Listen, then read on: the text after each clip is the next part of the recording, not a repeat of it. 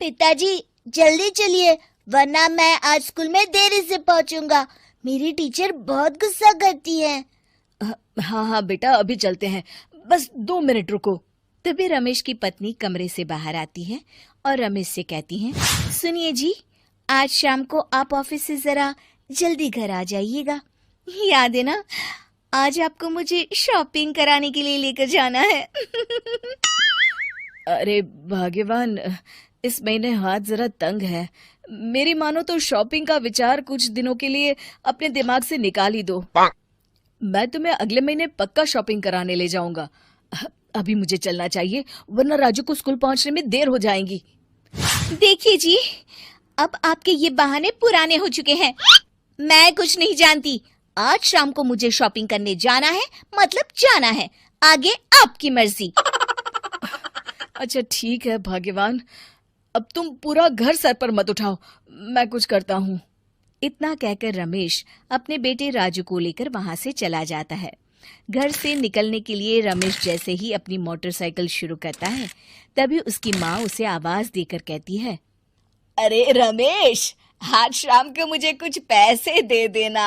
याद है ना, मैंने तुझसे कहा था कि मुझे मंदिर में चढ़ावा चढ़ाना है। अरे माँ, मेरी तनख्वाह आने में अभी 10 दिन बचे हैं। अभी मेरे पास बिल्कुल पैसे नहीं है। हाँ, मेरी तनख्वाह मिलते ही मैं तुम्हें पैसे दे दूंगा। रमेश की माँ चिढ़कर कहती हैं, अरे तेरा दिमाग तो खराब नहीं हो गया? मैंने तेरे भरोसे मंदिर के पुजारी जी से वादा कर दिया है और तू कह रहा है कि पैसे नहीं है। अब मैं पुजारी जी को क्या जवाब दूंगी? तुझे तो मेरी इज्जत की भी कुछ परवाह नहीं है। अच्छा ठीक है माँ, अब तुम गुस्सा मत करो, मैं शाम तक कुछ इंतजाम करता हूँ। इतना कहकर रमेश वहां से चला जाता है। फिर दोपहर को जब रमेश अपने दफ्तर में बैठा होता है, तब उसे अपनी पत्नी और माँ की बातें याद आती हैं।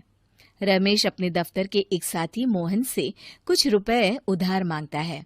अरे भाई मोहन, मेरा एक छोटा सा काम कर दो, मुझे कुछ रुपयों की सख्त जरूरत है। मुझे कुछ दिनों के लिए क्या तुम रुपए उधार दे सकते हो? अरे रमेश भाई, मैं तुम्हें पैसे उधार तो दे सकता हूँ, लेकिन मुझे वक्त पर पैसे लौटा देना। वैसे भी मेरा मानना है कि दोस्ती यारी में कभी पैसों का व्यवहार नहीं करना चाहिए। ये कहावत तो तुमने सुनी ही होगी कि उधार प्रेम की कैंची है। मैं नहीं चाहता कि पैसों को लेकर हमारा रिश्ता खराब हो। अरे मोहन, तुम बिल्कुल चिंता मत करो, मैं तुम्हारे पैसे वक्त पर लौटा दूंगा। फिर मोहन रमेश को पैसे दे देता है। शाम को घर आकर रमेश कुछ पैसे अपनी माँ को देता है और साथ ही अपनी पत्नी को भी शॉपिंग कराने बाजार लेकर जाता है। रमेश की पत्नी और उसकी माँ का स्वभाव जरूरत से ज्यादा खर्चीला होने के कारण दोनों हमेशा बेवजह पैसे खर्च करती हैं। फिर एक दिन, सुनिए जी, अगले हफ्ते हमने छुट्टियों में कहीं बाहर जाने का प्लान बनाया था। आपने पैसों का इंतजाम कर लिया ना? अरे अभी कहाँ, अभी तो मेरे पास बिल्कुल पैसे नहीं है। हम कभी और चले जाएंगे। देखिए जी, मैंने सभी सहेलियों से कह दिया है कि मैं बाहर घूमने जा रही हूँ। अगर मैं नहीं गई तो सब मुझ पर हंसेंगी। आप कहीं से भी पैसों का इंतजाम कीजिए जी। इतना कहकर रमेश की पत्नी वहां से चली जाती है। वहीं दूसरी तरफ रमेश की माँ भी तीर्थ यात्रा जाने की जिद करती है और रमेश से पैसे मांगती है। फिर अगले दिन रमेश एक सेठ से पैसे उधार लेकर अपनी पत्नी और बेटे को घुमाने ले जाता है और अपनी माँ को भी तीर्थ यात्रा पर भेज देता है। लेकिन जैसे ही रमेश अपनी छुट्टियां बिताकर वापस आता है, कर्जदार उसका जीना मुश्किल कर देते हैं। इतना ज्यादा कर्ज एक साथ अपने ऊपर देख रमेश काफी परेशान रहने लगता है। फिर एक दिन राजू की स्कूल की फीस वक्त पर न भर पाने के कारण रमेश को स्कूल में बुलाया जाता है। स्कूल के प्रिंसिपल साहब रमेश को सख्त हिदायत देते हैं कि अगर वक्त पर स्कूल की फीस नहीं भरी गई तो उनके बेटे का नाम स्कूल से काट दिया जाएगा। अपने बेटे की स्कूल की फीस भरने के लिए रमेश अपने दोस्त गिरधारी से कुछ पैसे उधार ले लेता है और स्कूल की फीस भर देता है। रमेश की माँ और उसकी पत्नी खर्चे और घर की जिम्मेदारी संभालते संभालते धीरे धीरे रमेश पूरी तरह कर्ज में डूब जाता है और तभी एक दिन दफ्तर में काम करते समय रमेश की तबीयत अचानक बिगड़ जाती है और वो बेहोश होकर गिर पड़ता है। उसे जल्दी से पास के एक अस्पताल में भर्ती कराया जाता है। रमेश के घर वालों को ये बात पता चल जाती है तो वे सभी अस्पताल पहुंचते हैं। अस्पताल के डॉक्टर साहब उन्हें बताते हैं, देखिए, देर रात तक जागने और जरूरत से ज्यादा काम करने की वजह से इन्हें चक्कर आ गया था। बेहतर यही होगा कि इन्हें कुछ दिनों के लिए पूरी तरह आराम करने दिया जाए।